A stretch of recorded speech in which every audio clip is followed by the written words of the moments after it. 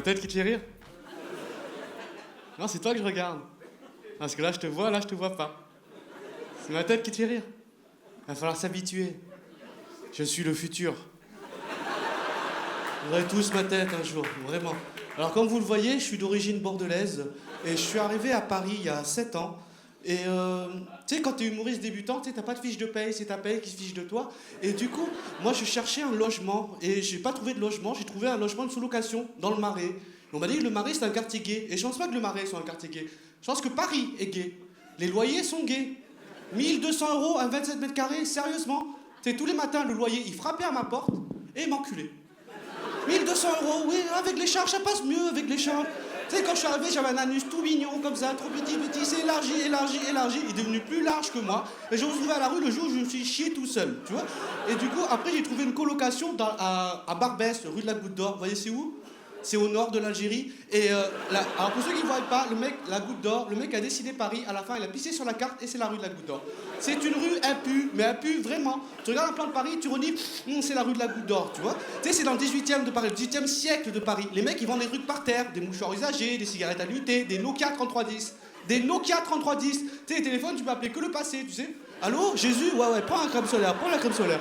Et donc, je marche comme ça, et là, il y a un mec qui me reconnaît, mais c'est pas des gens comme vous, c'est des gens teubés, avec une teub majuscule, tu vois. Tu sais, les gens, ils sont pas d'accord, on aurait dit le PS, et puis il me fait, wesh, le bridé, tu m'as fait gaulerie, fils de pute. Fils de pute, gratuitement, comme ça. Alors moi, je sais que ma mère, elle est cool, tu vois. Oui, elle suce pour 2 €. Et ça vous choque, il y a des prix aussi bas. Moi, ce qui m'a choqué, c'est qu'ils me disent le bridé. Il faut remettre les choses en place. Il y a plus d'Asiates que de vous. Je suis pas bridé, vous avez les yeux ronds. Pour moi, le monde est peuplé de hiboux. Qu'est-ce qu'il y a de... Non, alors, applaudissez pas, j'ai pas le temps. Qu'est-ce qu'il y a d'aussi étonnant avec vos gros yeux, vous êtes comme ça, et ça me choque, en fait, vous, les hiboux, vous êtes xénophobes, vous êtes racistes, et c'est rigolo. Parce que le racisme, ça existe entre des différentes races d'animaux. Tu sais, c'est normal qu'une vache ait peur d'un cheval. Donc vous avez, oui, les chevaux, ils viennent dans nos usines, ils volent notre travail de steak, ils se cachent dans nos surgelés. Ça, c'est normal. Mais en plus de la xénophobie, vous avez inventé l'homophobie. Parce que je suis allé au Maroc et j'ai appris là-bas que l'homosexualité est passible de prison au Maroc. Enfermer les homosexuels entre eux, très bonne idée, les moustaches. Quoi, j'ai pris 3 ans, mets-moi plus. Comme ça, je suis sûr d'arrêter. Et c'est bizarre que l'État légifère sur le sexe. Tu sais, le sexe, c'est un truc personnel, c'est un truc entre toi et ton partenaire, tu vois. Et partout dans le monde, c'est comme ça. Aux États-Unis, ils sont plus hypocrites. Tu sais, ils disent pas que c'est l'homosexualité qui est condamnable. Ils disent que c'est la sodomie. C'est-à-dire qu'au Massachusetts, t'as un policier hibou payé par l'État pour regarder tous les hiboux baiser et de regarder si tu le mets dans le bon trou. Allô, Centrale, on a un code Nutella. Et du coup, tu sais, les homosexuels, partout dans le monde, ils sont ghettoisés. Ils vivent dans leur ghetto gay. Tu sais, à Paris, c'est le Marais, à Londres, le Village, à Tunis, à Kaboul, le cimetière. En Chine, c'est ultra tabou, l'homosexualité. Les homosexuels ne sortent qu'une fois dans l'année, pendant le Nouvel An, cachés sous le dragon rouge. Bonne année. Et tu vois, même en France, tu sais, le pays des droits de l'homme, où il y a écrit que chaque homme est libre et égaux en droit. Lorsqu'on a donné le droit au mariage aux gays, il y a des hétéros qui sont levés et qui ont fait « Non, les gays, ils n'ont pas le droit de se marier, on veut le monopole du malheur !» Et alors, moi, je vous parle de ça, je suis pas homosexuel. Hein. Moi, je suis profondément hétéro, j'aime les femmes, c'est juste que c'est pas réciproque. C'est juste que, vraiment, je comprends pas l'homophobie, en fait. Homophobie, tu sais, ça veut dire que t'as peur des homos. Tu sais, un homo, c'est un homme qui aime un homme, une femme qui aime une femme. Tous les goûts sont dans la nature. Moi, j'aime pas les brocolis. Je suis pas là à avoir peur des gens qui mangent des brocolis. Tu sais, moi je pense en fait les homosexuels, les homophobes, au fond d'eux, ils ont un homosexuel refoulé qui a peur de se faire enculer. Ils croient qu'il y a un homosexuel fou dans le monde qui encule les gens au hasard, tu sais. Et toi, t'aimes pas les brocolis, il faut goûter les brocolis. Et du coup, tu sais, ils vivent dans la peur, ils vivent dans la rage, comme ça. Tu sais, l'homophobie, c'est la seule phobie qui transforme en rage. Tu verras jamais une manifestation de claustrophobes qui font « Non, aux ascenseurs, arrêtons les endroits clos !» Parce que, tu sais, l'absurdité des arguments qu'avaient les homophobes.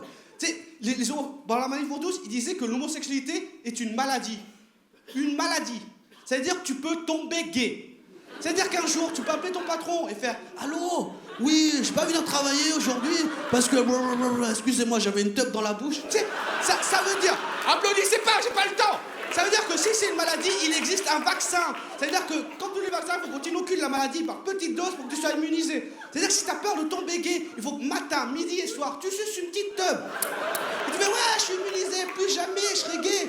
Parce que, tu sais, l'un des arguments qu'a les homophobes, c'est de dire que l'homosexualité, c'est contre nature. Dieu nous a pas créés comme ça. Des gens qui s'aiment, c'est contre nature. Ils se cachent derrière leur religion pour dire ça. Tu sais, les mecs, ils croient qu'il y a un gars qui transforme l'eau en vin. Ça, c'est naturel.